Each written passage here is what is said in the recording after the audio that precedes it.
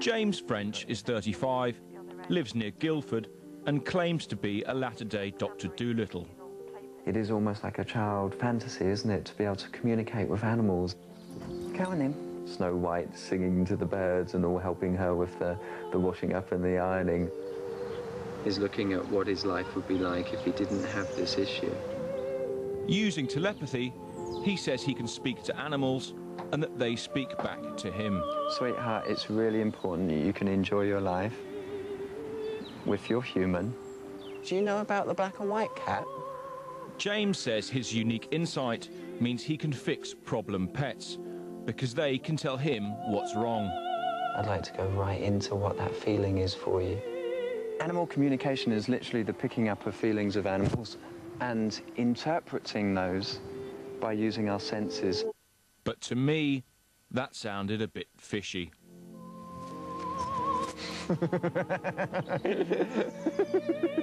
Great shot. Having grown up with pets myself, I never believed they could actually talk to me.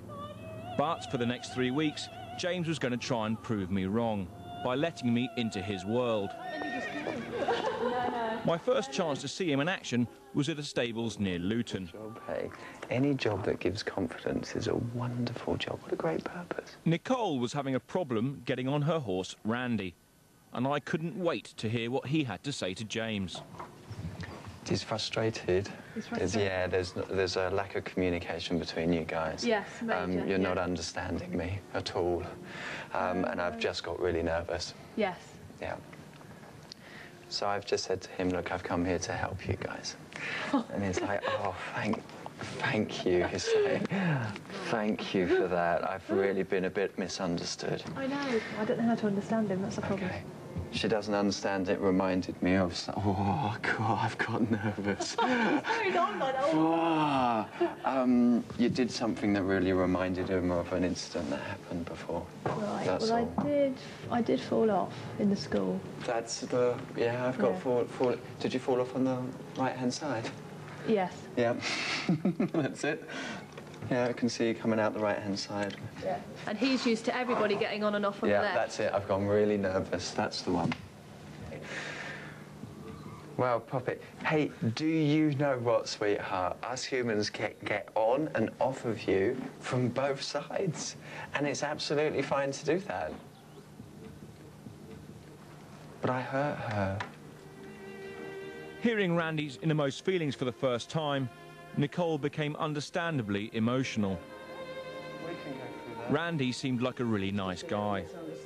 Despite trying to eat his lunch, he was remarkably open to James's suggestions. Sometimes you have to, both of you have to lose it so that you can regain it and be closer together for the whole experience. Because I think maybe people do use this as a last resort, but actually it's amazing. And I can see him getting calmer already. I'm feeling calmer now as well. Hearing it straight from the horse's mouth, Nicole's confidence returned thanks to James. I was very impressed. Thank you. It's been really lovely meeting you. Do you feel a little bit more understood? Do you? Yeah, I think... I wanted to know when James first realised he could talk to animals, so he took me back to his childhood home. I started animal communication at a very young age. It was all very messy in the family with the humans. Luckily, I had at least 7 dogs around me the whole time, 2 or 3 horses, and a whole field's worth of sheep. Looking back now, it was lonely as in not having other friends around, but I had to, you know, I didn't feel that lonely with all the animals. I think they were probably the best mates I could have at the time. You know, they didn't take the piss out of me. They were there, they supported, and, you know, I laughed with them and I cried with them. That's what you do with friends, isn't it? During his isolated childhood, James had clearly found solace in his animal friends. Perhaps it had given him a unique insight into the way they think. As an adult, James is no longer alone. In his partner Shelley, he's found a soulmate to look after the business side of things. Whilst James talks animal, Shelley talks cash. Area, thank you very much, Lynn. James and Shelley have been asked to come and see a dog called Jumble. Jumble is a raging kleptomaniac. The thieving terrier had been troubling his new owner Joe so much that she'd called in James, hoping for salvation. He was a rescue dog, so don't know his history or where he came from. He's a happy dog. He comes to work with me every day, and he does like to steal things. Once he was in a pet shop and he picked up a teddy, which happened to be a very expensive teddy, and wouldn't let go, so we had to actually lift him up to the cash point and have the barcode swipe with Jumble intact. Come in. Jumble wasn't paying James much attention. He had a much bigger bone to pick with me. I always ask a dog or a cat, what's the best place to be scratched?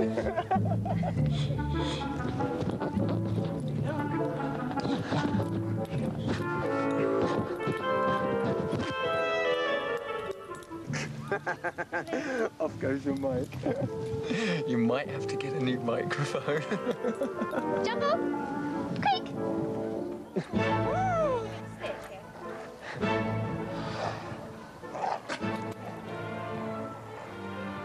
Good boy. That's how intense that emotion is, huh? That is a strong emotion. Is that good for his teeth? Well,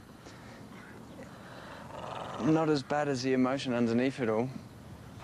Jumble soon tells James that his stealing is deep-rooted in his psyche, caused by an alleged incident with his previous owner. And this is what he would do with a soft toy. And it's from kids and soft toys. It's the father telling him off for not picking up the kids' toys because the kids are getting upset with it. And it's the dad who's beaten him to let go. He's actually beaten him around the head to let go of the soft toys. What? He's got a broken jaw. Well, that's where this is coming from. Oh, bless. I was astonished by James's insight into Jumble's abusive past. I hoped Jumble was telling the truth, because he seemed to be making quite serious allegations. Why are you still holding on to your past? How about the idea that if it wasn't for him, and it wasn't for that incident, that you wouldn't be here now with your new owner? Yeah, we're not going to do it in one session. So, Joe, what do you think of what James does? I am impressed. I don't know how it works, and it looks like something works, but, I've got a science background and I don't understand how it possibly could work, but on some of the evidence I've seen, he definitely seems to be getting information. So I just want to sort of carry on working with him and see what happens. But if it works, I don't mind how.